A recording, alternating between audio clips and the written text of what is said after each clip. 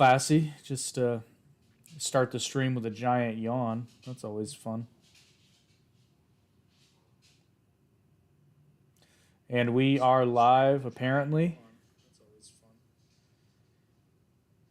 Brian, Mic check. Yeah, you got it. And we are live, apparently.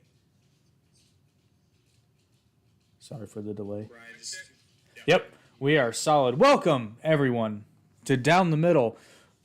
We've got a fun one for you today. Got a big announcement. And I actually want to show you this, Brian, because this just came the other day.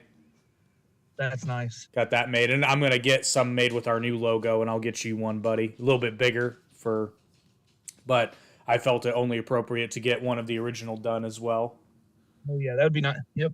So that's one of the announcements is we finally have a new logo coming. It's pretty well done, but we're changing Brian's shirt because he didn't want to look like Peter Griffin. Now, It did. No, dude, it did. It did. It legit did. Exact replica of Peter Griffin if he was in The Incredibles. Yeah, that's... That's pretty accurate. This podcast is brought to you by Stevie Wicks, Cool Beans Candle Company. We'll touch on them a bit later, but today, well, actually, another big announcement. Just scheduled it today.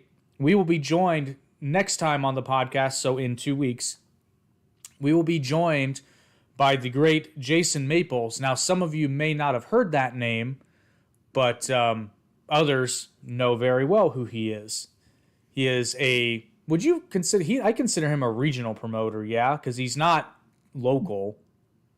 I'd consider him a regional. Yeah, regional. I see him based out of Indiana, but kind of regional. Yeah, it's like it pulls people from other places too. Yeah. But he's got a very long and interesting story. And in fact, one of his events was the first ever wrestling event that I worked with in any capacity. So that'll be a fun one. But today, we're making our predictions for WrestleMania Backlash in San Juan, Puerto Rico. And we'll just get right into it. Overall, this seems like it'll be an okay pay-per-view. Okay. First off, one thing I want to touch on before we get into that. Let's talk about this draft real quick and how it's so weird it is. I haven't watched it yet. Oh, you haven't? You haven't watched any of the draft? Well, go ahead. Spoil it. Well, so they did the draft as normal, SmackDown and Raw.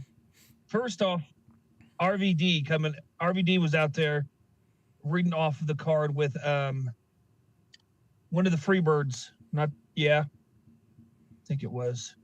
Why is RVD reading the draft? I'm not sure.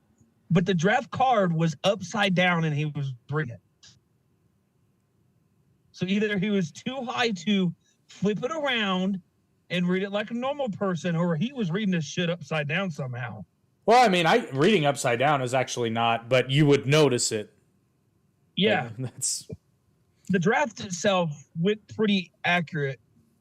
I figured it happened. I'm pretty surprised Cody went first for Raw. I don't think he should have went first. My opinion. I'm not shocked at all.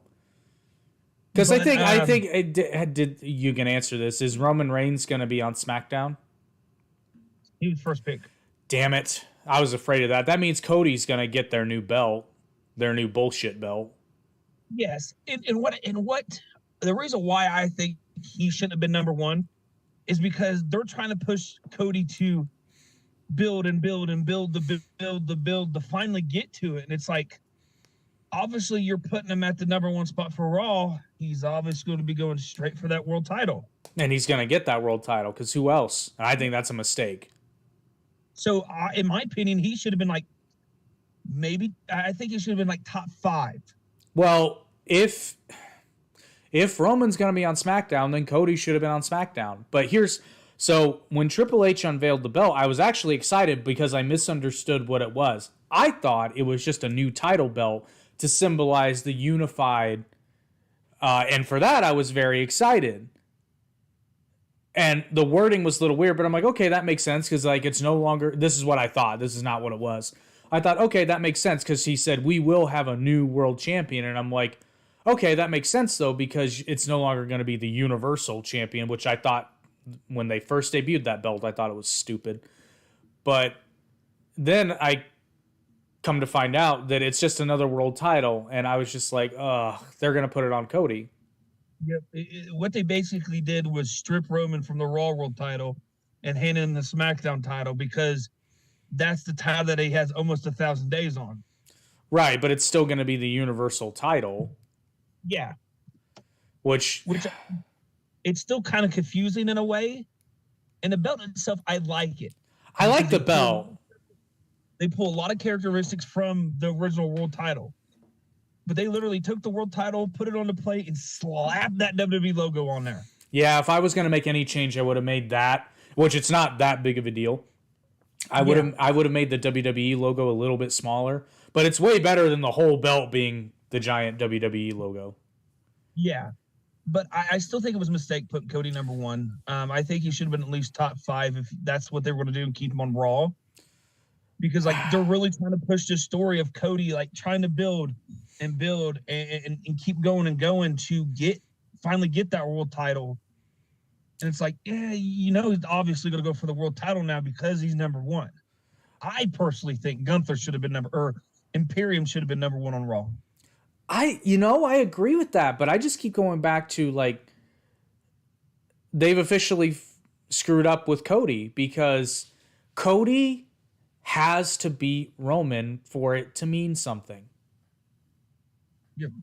I just don't personally think it means anything if it's just somebody else. Because it doesn't mean anything. He's going to win a new belt. That's not, I mean, I know it technically is because they're basically just bringing back the WWE World Heavyweight Championship. But or they could write it out and him lose it. Seth Rollins beats him. It comes down to Seth and Cody at the Night of Champions in Saudi. Seth beats him. Cody goes on to the Rumble, wins the Rumble again, or could win the Rumble, or maybe possibly win Money in the Bank and go after Roman. I mean, either or. Yeah, if they'd done that the first year, but now it's just cheap. It's not going to mean as much no matter, even if he does end up beating Roman, it's not going to mean as much now, especially if he loses to Seth too. Because then all of a sudden the conversation goes, well, damn, Seth beat him, but then he beat Roman, so is Seth really the one who should be the Universal Champion? As this man would say, it doesn't make sense because then the question becomes, okay, well, who should really have the belt then? Because that's the problem you run into when you have 2 world titles and you don't have like legitimate separation like they used to have. Which, I mean, we all know they're not going to stick to the brand split because they never do. No. Well, they already didn't. Because, hear me out. So they did their whole shebang with the draft, and then they did a draft on Peacock with the rest of the people, and they left out, I think, 4 people. It was Omos and MVP, Dolph Ziggler, Von Wagner. Don't they still have to do a draft on Raw though, or did they just only do it on SmackDown? No, they're going to do one on Raw too. And they had one other guy that they all considered them free agents. So they can still get signed to one of the brands. Or they can just go to AEW. Or they can go to AEW. Like that's my one annoyance that has just been constant with WWE is the fact that they say they're free agents, but they're not, and everybody knows they're not. Well, and then here's the kicker. Now I just read yesterday or today that I guess they posted a thing where MVP had worked out a contract with WWE for Omos to be able to go back and forth between both brands. Thus defeating the entire purpose of doing a draft and a brand split. See, I'm of the opinion that the way to do a proper brand split within an organization like that is you have separate rosters except for the champions. Because the champion, so I equate it to like how the old school NWA. The NWA World's Heavyweight Champion went to all the territories to defend that belt. Yeah. They all had their own individual separate rosters until somebody became the world champion. And then they were a traveling champion. Like, it's not hard. You just have to think about what you're doing. But now you have 2 world title belts, and now it all means so much less. And ironically, the only belts now that aren't brand exclusive, or at least don't have like a version of it on their brand, is the women's tag titles. Because I know you have the US and the Intercontinental, but those are basically 2 versions of the same concept, and they're brand exclusive. But there's only one set of women's tag team titles. Now I foresee that changing if they do this hardcore brand split. But that remains to be seen. The NXT Women's Tag Team Champions, they were just called up. Oh, Lord. But they're supposed to have a tag team title match this Tuesday for the belt. So they may lose it, or they may keep it and bring it over to... But again, that doesn't make any sense. Because how can you be the NXT Tag Team Champions if you aren't in NXT? It doesn't make any sense.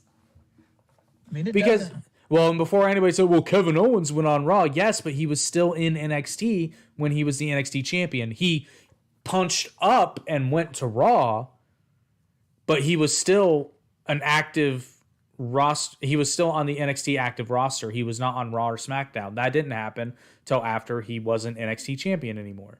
Because if you're an NXT champion, it doesn't make sense for you to be on another roster and still have that belt. Well, same thing happened with Indy Hartwell too. She's the NXT Women's Champion. She just got called up to Raw. Oh, did she not lose it?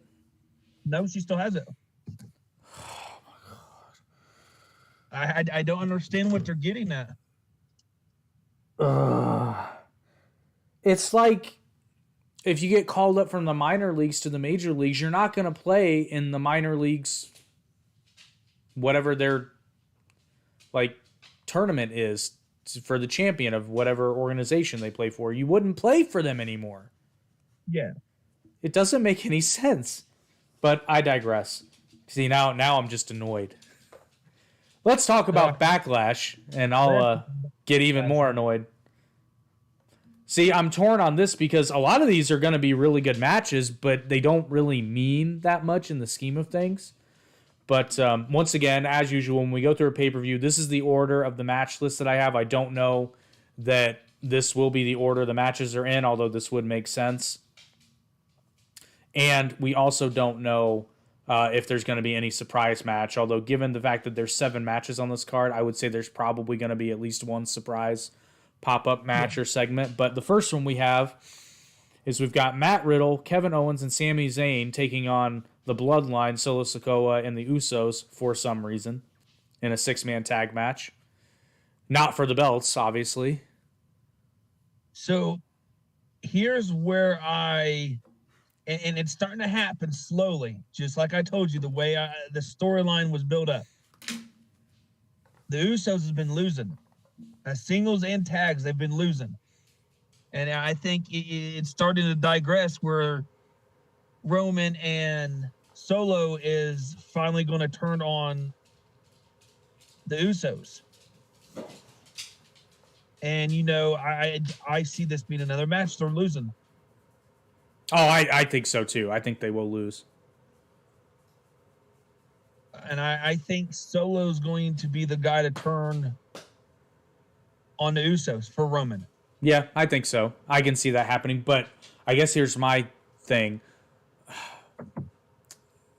Again, it'll be a good match. And it will advance the story. But why is this on a... Well, it's not technically a pay-per-view, but... Which, by the way, there's rumor that after WWE sale, they're going to return to the traditional pay-per-view model after, because I'm sure they have a contract with Peacock. But there's speculation that they're going to return to the traditional pay-per-view model because that's how UFC operates, and I think that's a tremendous idea. Now I know. Then you get the thing of where people still want to watch the old pay-per-views. Right, keep those on Peacock, just like it was on the network. Except the new ones are pay-per-view, and then even put them on like the next month, or like how I would do it. Actually, it's a standard pay-per-view, and then by the time the next one rolls around, the previous one goes on Peacock. Okay. Or like maybe the next year or whatever, because they used to do that. They'd be pay-per-views, but then like a couple months later, you could buy it on DVD. Way back in the day. Which I think that, because just, and I know everybody's like, but I don't want to pay for it. If you have to pay for it, they will be better. Because they're going to want to sell it to you. Like, honestly, if this card was a pay-per-view, I wouldn't pay for it. Like, none of the matches are going to be bad, but I just don't actually, I don't care about any of these matches. But so like I'm saying, this is like a Raw main event. Yeah. To advance or a SmackDown main event to extend the story, so to speak. But like you, I predict that Riddle, Owens, and Zayn will win it. And but once again, since it's not a pay-per-view, everybody can watch if you can afford $5 a month. So I don't think this will be the big reveal. I think this will just advance the story. And I guess we'll see. But yeah, Riddle, Owens, and Zayn, I think, are going to take it. And then next, we've got Cody Rhodes fighting Brock Lesnar for some reason.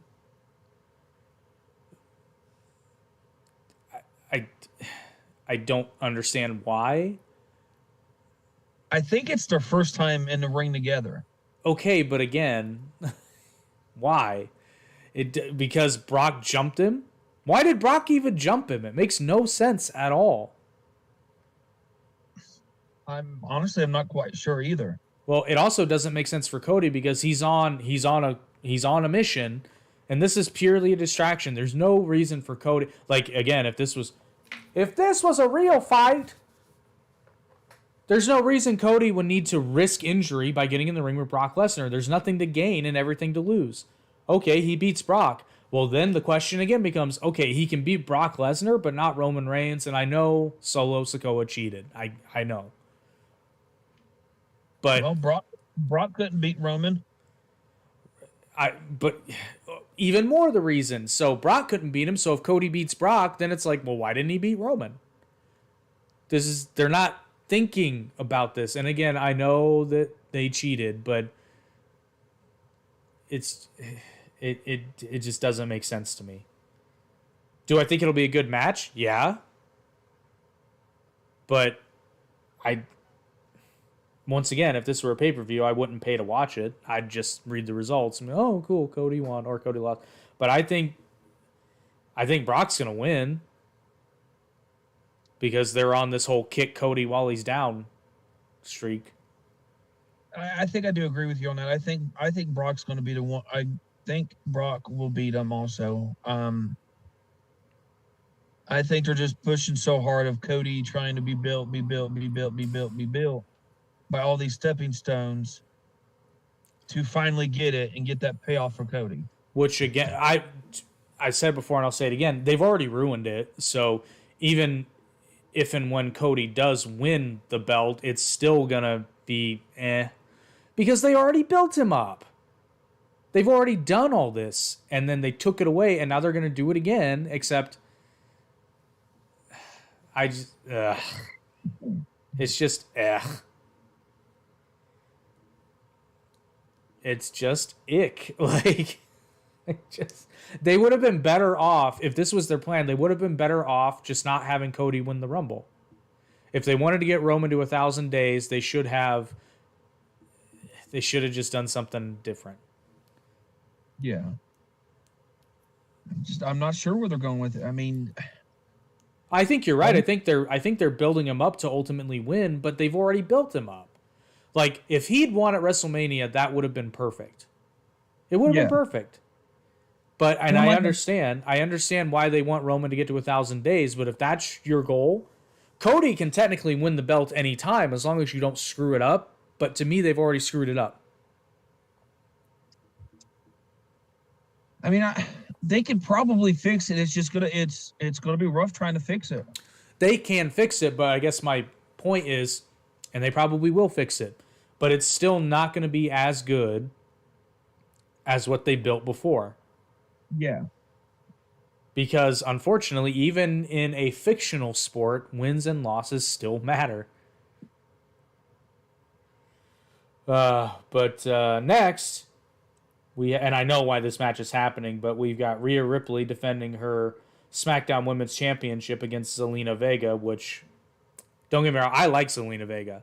I'm a big fan of Zelina Vega, but Rhea Ripley is almost a full person taller than she is. Yeah, and Rhea's beat her every time they faced. Yeah, this is not, which I get it, because she's, I don't know if she was born in Puerto Rico, but I know that she's of Puerto Rican descent, so I get it, but Rhea's gonna kick the shit out of her. Yeah, she really is. And it's a shame because Zelina's very good, and she doesn't get as much ring time as she should. I was very shocked when she came back to WWE. I never expected her to come back. No, they must have offered her a fuck ton of money. But, yeah, I see Rhea. And plus, once again, they just put that belt on Rhea after building that up so well. Yeah, and my thing is, Rhea wasn't in a draft anywhere. Not yet, but they still have another one to do, yeah? Yeah. Yeah. Well, but they drafted Bianca to SmackDown, and she's a Raw Women's Champion. Why are we even doing this? Why? It just doesn't make any fucking sense. Charlotte and Becky did last time, where they both got drafted to different brands and they just traded off belts to each other.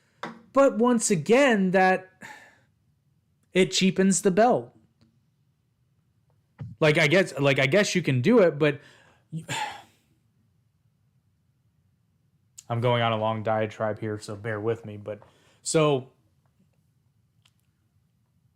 if the belts are interchangeable, then why are there two of them? Why not just have a world women's champion that can go to both brands to defend that title? Now, you have the Raw Women's Champion and the SmackDown Women's Champion, but if you can just switch them, then that doesn't mean anything, because you could always say, like, well, yeah, I mean, yeah, I'm pulling names out of the air because that's who's champions now. But it's like, well, yeah, Bianca Belair's the Raw Women's Champion, but Rhea Ripley has faced, like, much, much better opponents. So then then you have a conversation about, well, which one's really better? But if the belts are just interchangeable, then it doesn't mean anything. Yeah. Then you just call him the women's champion, which is fine, but then there's two. So yeah, I don't disagree with you. It's the problem. So, but you can't do that with something, say, like the U.S. title and the Intercontinental title, right? Because while they are on kind of an equal level, they're not the same thing. You know, like you wouldn't say, who's the U.S. champion now? I can't remember. Who? Austin Theory is still champion. Duh, that's right. So you wouldn't have Austin Theory just swap belts with Gunther. No. Because you'd be like, what are you doing? Like, Austin didn't win the Intercontinental title. He won the U.S. title, and vice versa. Yeah. So why are the women's titles any different? And I actually know the answer to this. It's because they don't really give a shit about the women's titles. But there we go. But yes, to bring it back around, I see Rhea Ripley stomping a proverbial mud hole in Zelina Vega. But the high spots will be fun. Next, we've got Seth Rollins versus Almost a Wrestler. Again, for some reason. My question is why was this match even put on there? I have the same question. I don't know. Because, like, it seems like they're trying to push Almost. But again, He's definitely an attraction, but why is he wrestling Seth Rollins? I don't understand. And it's like, and Triple H likes big guys. Well, WWE likes big guys, but generally speaking, you like seeing big guys when they're wrestling other big guys. Yeah. That's And the like, spectacle. they're trying to push Omos down our fucking throats, and nobody's really biting. No, not really. So, see, and this is the problem I have with this match, is because they've booked themselves into a corner here, because Seth technically should not lose to someone like Omos, but Omos is 7 feet tall. And in a real fight, Omos would beat the shit out of Seth Rollins. He can dick in. Because he can pick him up and throw him. But if Seth loses this match, it kind of hurts him a lot, because I don't know if you consider Omos a rookie per se, but he's definitely a rougher, newer wrestler. So, but if Seth beats him, that really hurts Omos. Well, I don't remember the last time Omos has won an actual match. I don't either. He does all these builds up to a pay-per-view match. He loses, misses a week, comes back, and then wrestles a bunch of jobbers, and then goes after somebody new. Now, maybe he just had like a set number of dates in his contract, and they're just riding it out before it ends. But then why not release him? You know what I mean? But I don't think they'd want to release him. They're billing him for something. I just can't for the life of me figure out what. So I don't know who's going to win this match, and what makes it worse is I don't really care, because it won't mean anything. I think maybe Omos might win, but that really hurts Seth. Yeah, just to draw the line down the middle, I'll go ahead and go Seth. Yeah, just to give some sort of contention. And moving on. Oh, God. We've got Austin Theory defending his United States Championship in a triple threat against Bobby Lashley and Bronson Reed. Actually, I think Theory's going to keep it, and I think that's why they made this a triple threat, because if it was Theory versus Bobby, I'd put my money on Bobby, but since we have that third element, I think we'll see Austin pull an opportunistic moment and retain. Theory's the one that beat Bobby originally for the U.S. title. Yeah, I know, but again, real fight, Bobby would mess Theory up. Oh yeah. Now I wouldn't be unhappy if Bronson Reed won it. I would. I don't even know why Bronson Reed is there. Sorry, not sorry. But they're obviously building Theory, finally. Because, I mean, for the first time in a while, I actually care what happens to the United States Championship, so that says something. Yeah. Well, they've been working on building on Austin Theory for a while. It's just been real slow. Well, I know, and that's a good thing. But for a while there, it looked like they were burying him. But I didn't think they were. But I'm like, wow, this is an interesting way to build someone. Yeah. But I'm calling Theory, but I think it's going to be he'll probably cheat. But he's a heel, so that's okay. I'll agree with you on Theory. All right. And then, wow, I don't even know how long we've been on, but not that long. We got to slow it down. We haven't even been on for 30 minutes. We're just gonna breeze right through this card. Oh God, this is another match. I don't understand why this is a match. Bianca Belair is defending her Raw Women's Championship against Io Sky. Not Bayley. Io Sky. Okay, so I started watching when that story started. Originally, it was supposed to be Bayley that she'd gotten into the triple threat to face the winner to face Bianca.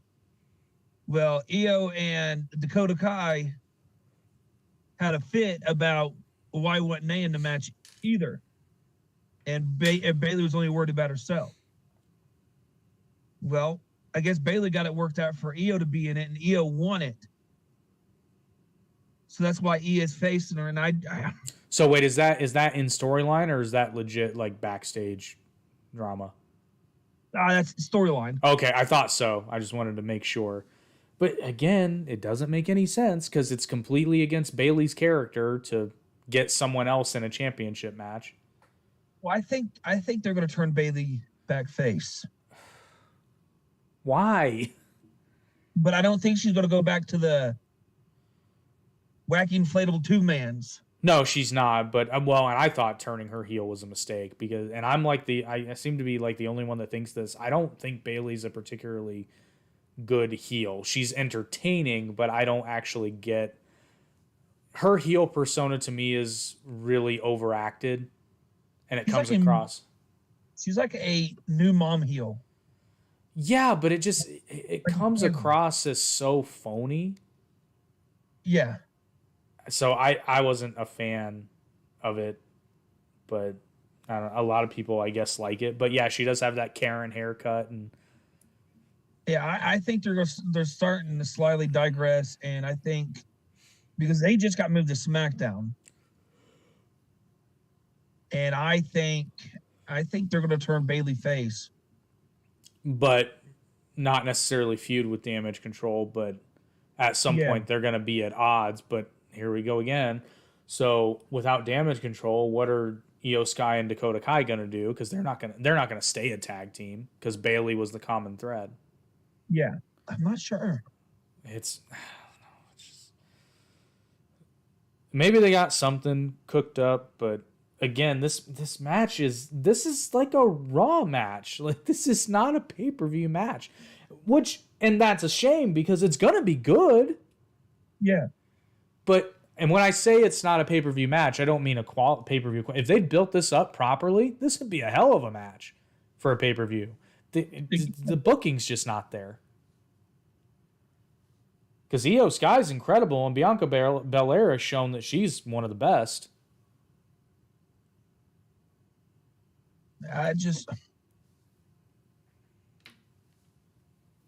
Here recently, it's just been weird how they're booking it. It's one of the things that they could go either way, and it's never the way you actually think it's going to be. Well, I can give you one example of something that's going to be the way you expect it to be every time, and that's when you order all-natural soy wax candles from Stevie Wicks, because I'm telling you, every time you order a candle from Stevie Wicks, you get exactly what you wanted, and the smell exceeds your expectations every single time.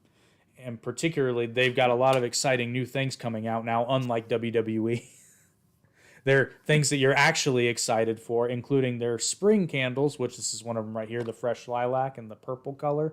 But they also have their Mother's Day series coming out, which, by the way, our next episode is technically on Mother's Day. So be sure to get your Mother's Day gifts. And then they're not on there yet, but I have been told they are rolling out baby congratulation candles. So if somebody you know is having a baby, you get them a candle to have gifts. But they also have gender reveal candles that are coming out soon. So watch out for those. But you can get all this and more at steviewicks.com. And if you use promo code DOWN, DOWN, you get 10% off your entire order.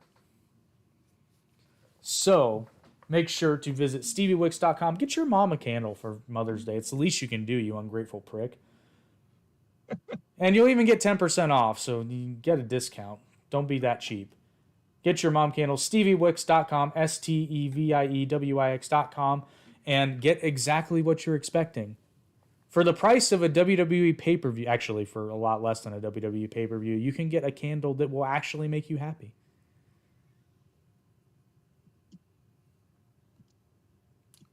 So wait, we didn't say who. Oh, Bianca Belair's going to win. There ain't no reason why she shouldn't win. Yeah, so here's, and this has been my beef with a lot of wrestling organizations, period, is sometimes they will book matches where it's like, you know who's going to win because the other thing happening just, it wouldn't make sense from a story's perspective, and it would never happen in real life. So you're just like, why are you even putting this on? Like, we know who's going to win. Yeah. You know, there's no drama whatsoever. Now, like, Bianca could face almost, even Bianca versus Bayley would be a better match, just from a booking perspective. Yeah. Because Bayley's been at that level. Io Sky has never held a women's world title. Maybe she did in NXT, but I don't think she did either. But yeah, not the Raw or SmackDown women's title, and they haven't built her up to even be a contender for that yet. So there's just no freaking way, unless Bianca legit has like a legitimate like debilitating knee injury and they have to call an audible. Like, that's the only way Io Sky's gonna win that belt, and then she's just gonna lose it the next night because Bayley's gonna make her have a match for it, and then she's gonna cheat to win.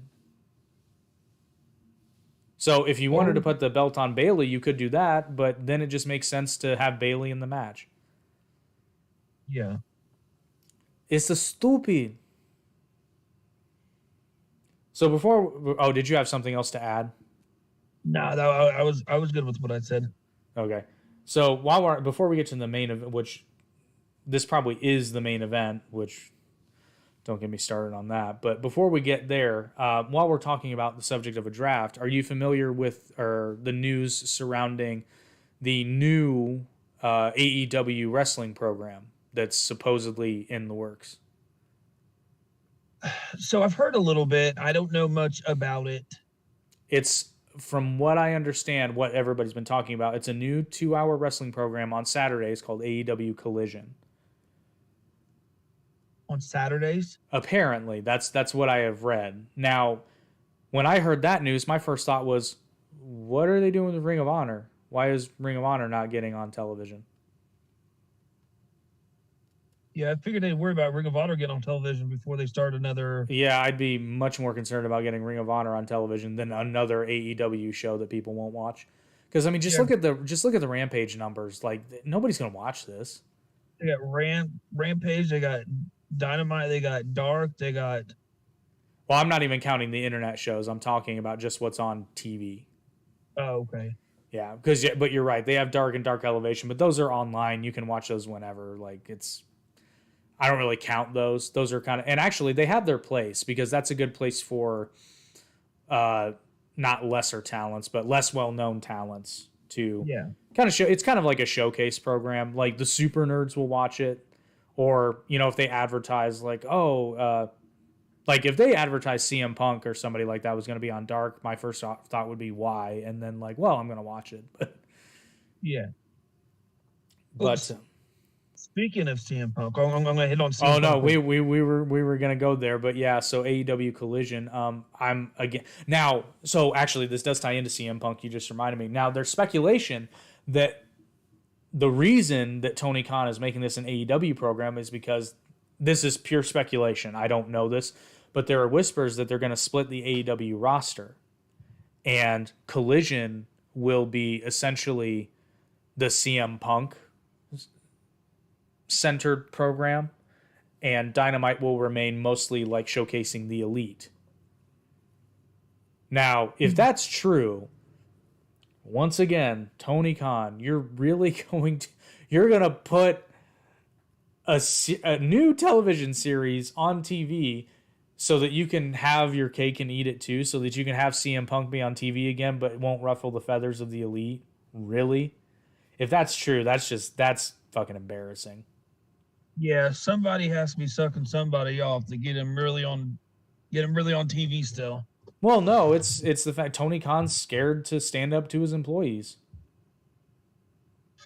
That's the whole reason this whole thing is even happening. Now, there was some controversy, although I think it was overblown, is Punk was backstage at Raw when they were in Chicago. Now, it's my understanding that what this was is Punk ran into a couple of the boys from WWE on a plane, and they were like, hey, because he was going back to Chicago anyway, and they were like, hey, just come on, hang out with us, blah, blah, blah. And he just went and hung out with them. Like, apparently he said hi to Triple H, but it wasn't like a conversation because that would have been contract tampering. Well, no, I had heard that they actually had, like, they talked for like 2 minutes. Well, yeah, that's what I mean. Like, but it wasn't like an hour-long conversation. Yeah, I heard they talked, but yeah. now what Then what this also might have been, and this is where I lean. I think this might have been Punk just like is like kind of like saying without saying to Tony Khan, it's like, okay, well, if you're gonna suck their dicks, then I'm just gonna do what I want anyway, and you won't do anything. So, because I'm sure Punk is happy, and it's not a laziness thing. It's just like I'm sure he's happy to be getting paid to do nothing. Yeah. It's like, okay, you're not gonna let me come in and wrestle on TV, even though you need me and you need the numbers that I bring. You're gonna placate the fucking children. And again, I like Kenny Omega and the Young Bucks. I have my issues with some of the stuff they do, but I'm fans. I just don't understand why we can't all just get along. Yeah. And yes, I understand. I'm sorry, I didn't mean to cut you off, but I'm just going to say this. I understand that Punk started it. But again, it goes back to, it's not like Kenny and the Bucks are just wrestlers on the roster. These are executives in the company. Sometimes when you're in a position of authority, you have to eat shit and like it. And when your number one draw in the company talks shit about you because of the fact that some of your buddies said stupid shit, post stupid things on social media, do everything except come up and say, yeah, you and me got a problem, we should really hash this out, you're going to get shit talked about you. The difference is Punk did it live on camera. Yeah. And instead of doing it on Twitter. Well, speaking of him being at Raw, I guess when he was back at Raw also, he was apologizing to a few of the people there. Like, I guess he apologized to Miz and I guess a couple other people. And I don't know exactly who exactly it was, but I guess the minute Vince had heard about it, he immediately had security. Yeah. Yep. Which again, Jim Cornette kind of said that. He's like, that may not have been and it probably wasn't a Vince hates CM Punk. It was probably oh no, he needs to leave because the optics of this don't look good, and we don't want to be accused of contract tampering. Yeah. Which I think that's probably what it was. Well, not only he showed up at Raw, he just showed up at TNA Impact. Also. Oh Lord, I did not hear about this.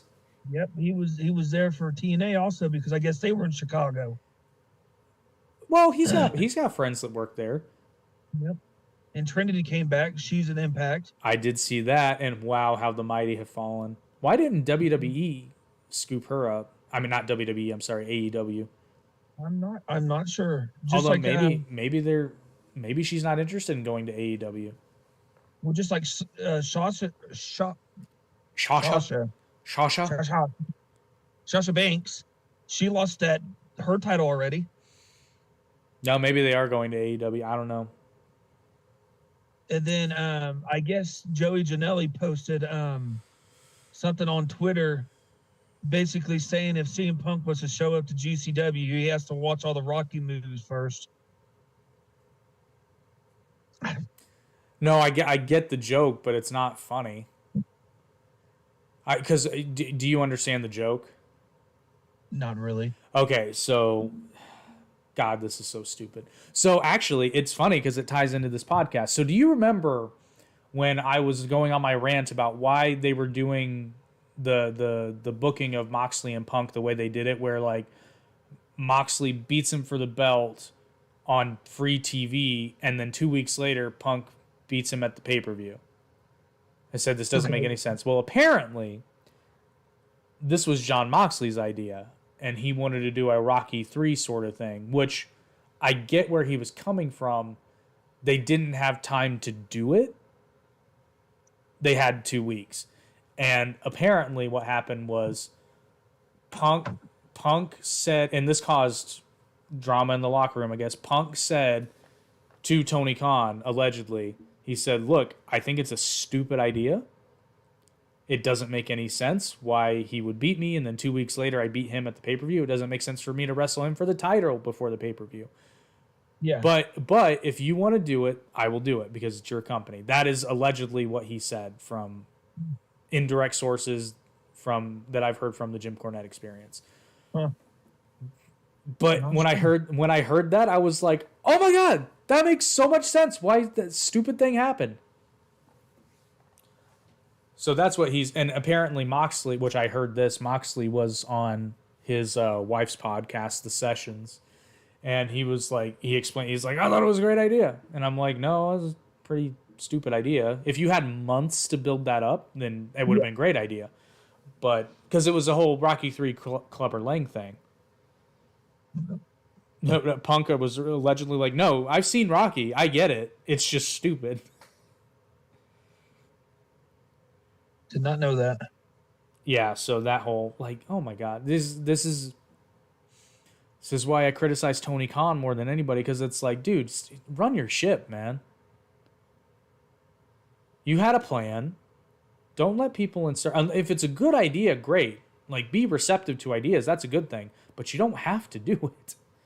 But I guess there was some concern because apparently at that time Jon Moxley wasn't under a contract, and I guess Tony kind of didn't want him to, which is probably why it happened. But I digress. It doesn't make sense to me. But so yeah, I could see why Punk was frustrated with the whole situation. And then add in the fact that people like, and again, I like Hangman Page a lot. But when you have people like Hangman Page coming out there being like, "No, I don't really take advice from the veterans because, you know, I like to do things my own way." It's like, you know, whatever, man. But like, I'm sorry, but if CM Punk is giving you advice on pro wrestling, or anybody who's been a multiple time WWE champion and at one point or another has basically been carrying the largest wrestling company in the world as the champion, I'd probably listen to what he had to say, at least take it under advisement. Yeah. You know, but hey, that's just me. But let's get to this main event, which I have to give a shout out to my new friend, Virus, from the rock band again. They were just on the Arte podcast, actually. We had a blast. And I was very proud. One of their members doesn't talk to the media, and he wears a mask when he performs, so he had some tape across the mouth part that said "no comment." I got him to speak 3 times. Ooh. But yeah, so he hates but anyway, Virus hates Bad Bunny as much as I do, and it came up completely organically. I didn't mention him. So yeah, we have a shared hatred of Bad Bunny. But speaking of Bad Bunny, or Double B as he was known on our podcast, we've got in the main event, or what I assume will be the main event, we got Bad Bunny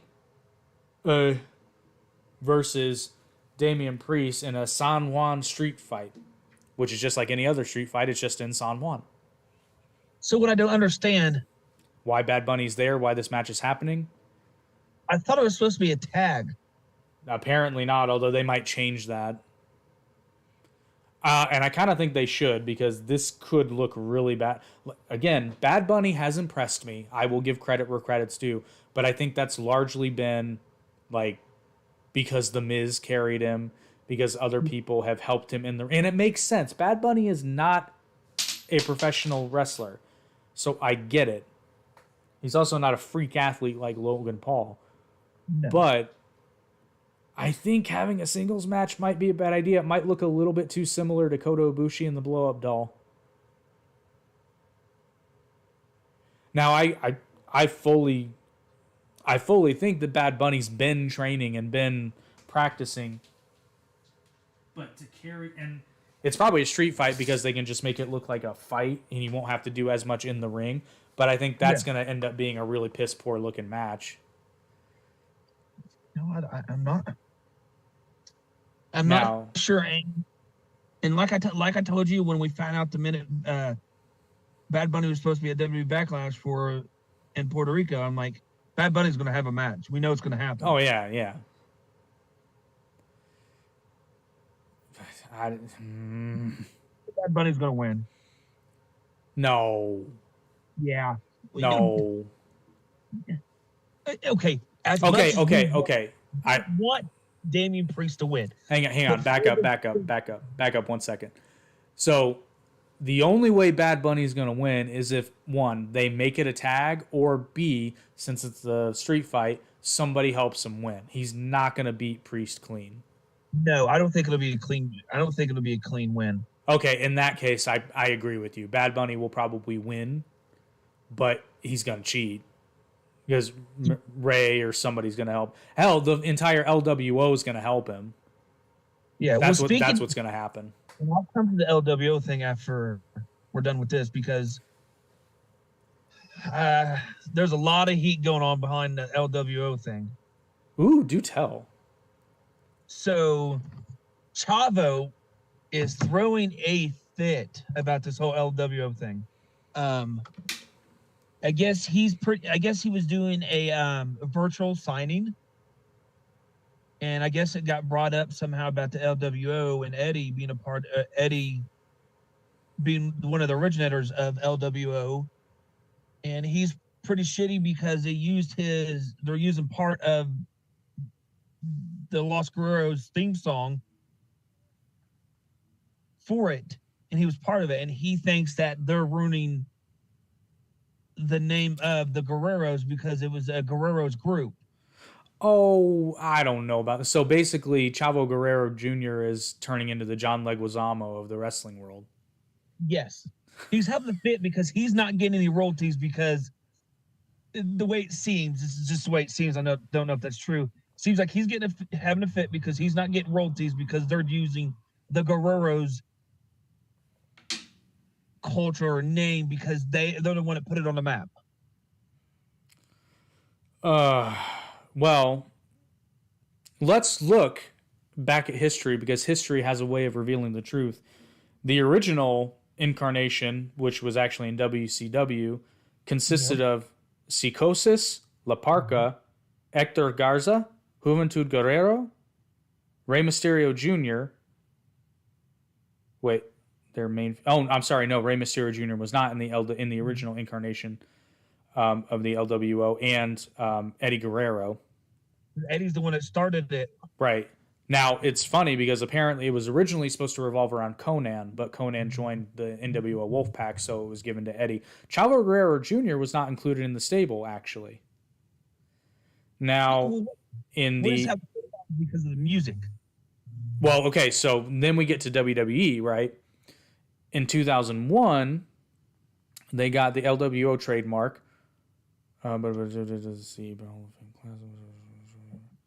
Oh, no, wait, hang on.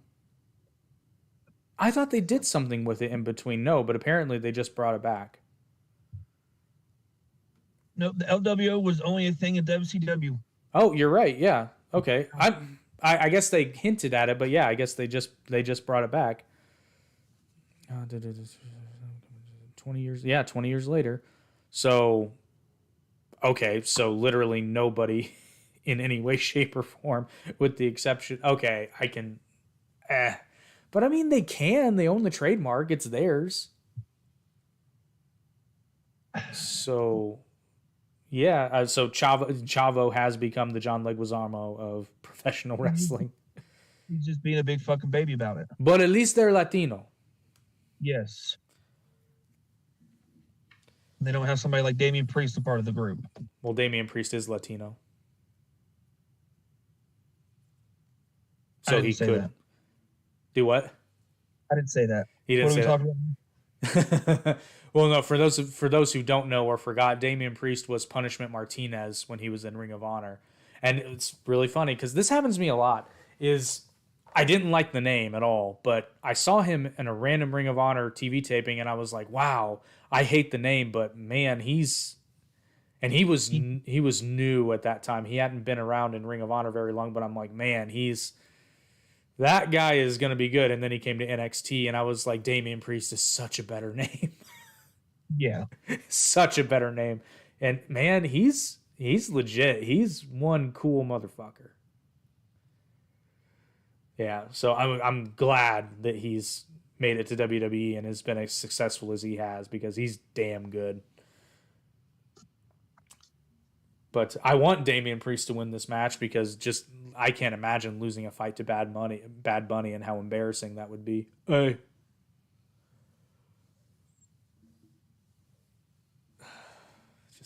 Ugh.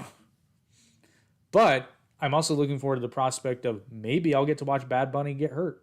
Not injured, but hurt. Yeah. I'd like to see him go through a couple tables, take a couple kendo stick shots and some chair shots. I'd like to watch that. Put him through the Spanish announce desk.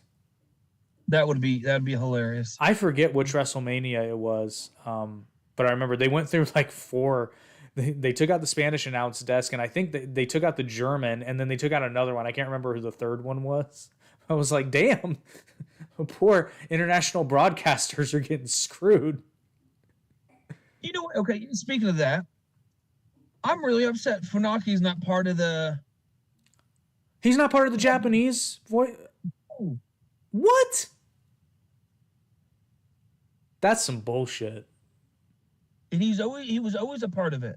Yeah. Well, after he was done wrestling. Well, yeah. But last I'd seen, he wasn't part of the table anymore. Oh, but you just reminded me, speaking of Japan, they're finally fixing Shinsuke Nakamura's character. Finally. Yes. They did a nice little vignette when they're finally bringing back the King of Strong Style. You know, however many years later. God, it's been, 5-6 years later? WrestleMania... After WrestleMania 34. Yeah, so 5 years later. So we might finally get to see the Shinsuke Nakamura that wowed everyone in New Japan and for a little while there in NXT, and then he came up to the main roster and he was suddenly rechristened the Artist, and I went, oh no. You know, and this is going back to the Cody Brock Lesnar thing. I would have rather almost seen Shinsuke and Brock again. I would rather see Shinsuke and Cody, personally. I would. But yeah, yes, I agree. I would Shinsuke and Brock, because they had a banger in New Japan. Yes, they did. Oh, I want to see another. Maybe they have a WrestleMania rematch between AJ Styles and Shinsuke. Because man, that match, and I'm not dogging either one of them because their matches in New Japan were fucking epic, and that was just such a disappointment by comparison. Yeah. But yeah, hopefully. So there's hope on the horizon with WWE, but I don't think it's going to happen in San Juan. Unfortunately, I think there was a lot more hope before Vince McMahon came back. But fortunately now, he's not in as authoritative of a role. And it's my understanding that Triple H is still pretty well in charge of creative. Yeah. So hopefully, knock on wood. I think what it is Triple H is handling the day-to-day creative, but I think there's some stuff because I might be wrong here, but I could just see it on Triple H's face when he was unveiling that belt. I don't think he believed what he was saying. Yeah. I think he would agree that this is kind of dumb. And frankly, I think they would have been better just be like, okay, we're getting rid of the old belt. Here's the new belt. And by the way, Roman's going to defend it. So we're going to treat we're getting rid of the Universal gimmick championship and it's going to be the WWE World Heavyweight Championship like it should be.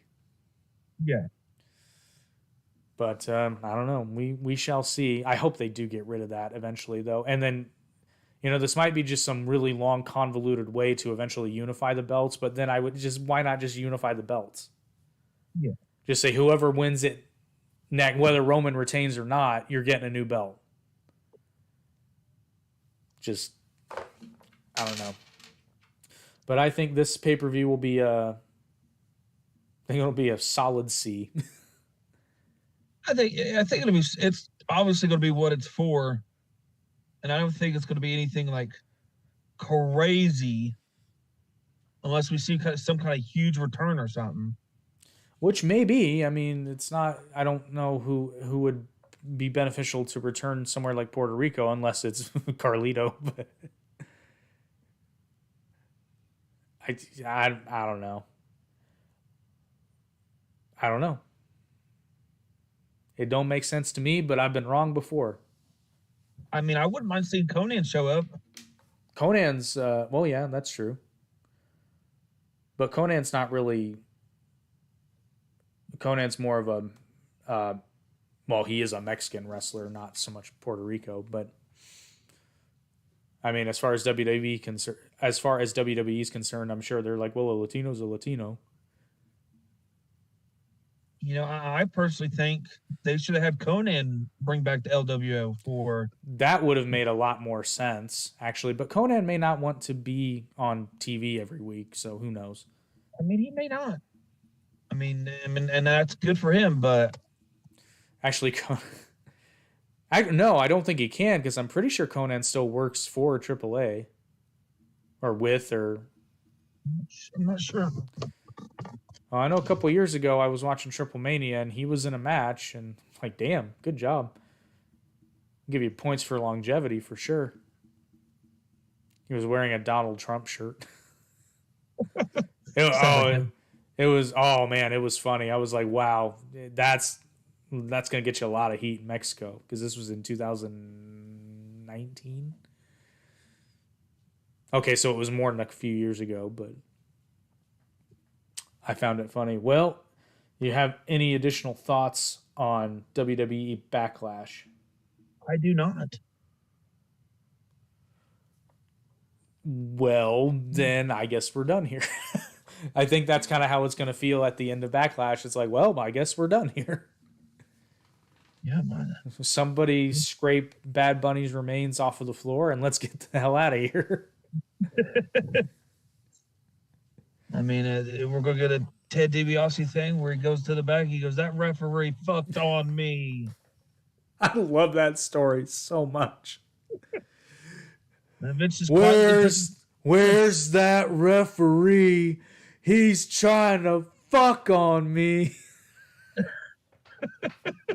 Cody is a master storyteller. Oh, that was great. I love listening to him tell stories. I love because he just sets it up perfectly. He's like, what did he say when they were going out? He's like, we're gonna tear the fucking house down. Yeah. No, I don't have anything to say other than like this next episode is going to be a huge one. This could really, really open things up for all of us. Hopefully, but I can at least, pardon me, I can at least give Jason some shit for leaving me alone in the back to ask Billy Gunn to shoot a promo all by myself. Yeah, I mean, you've worked with Jason. Benji's worked with Jason. Benji used to ref for Jason back in the day. Oh, it was a great show. Don't get me wrong, it was a great show, and it was really awesome to meet Billy Gunn, and I got to see magic actually happen. So she's like, "Whenever you're ready, Mr. Gunn." Oh, I'm not ready. Boom, promo. It was gold.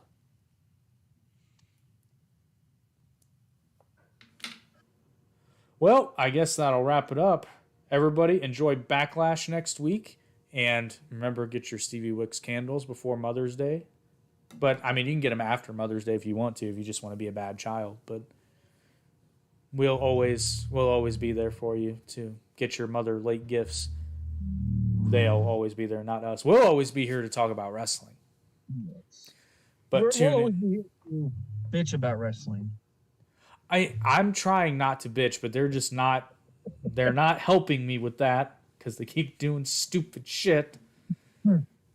But we do have a lot coming up. We're gonna do, because you and I have talked about it, is like we're gonna have Jason on, and then we're going to at some point do a review of All In. Yep.